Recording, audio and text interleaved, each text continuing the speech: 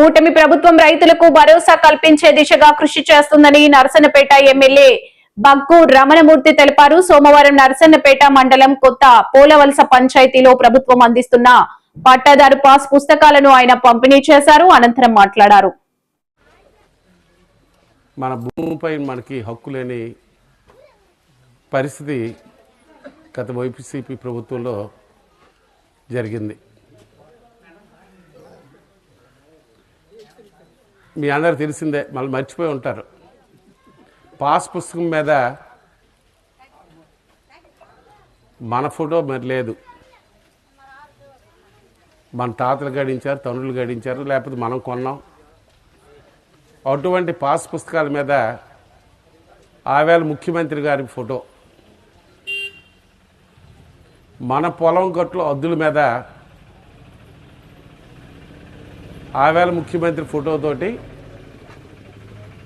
రాళ్ళు. పెద్ద కుట్ర జరిగింది ఈ రాష్ట్రంలో. చాలామంది ప్రజలు భయానికి గురయ్యారు.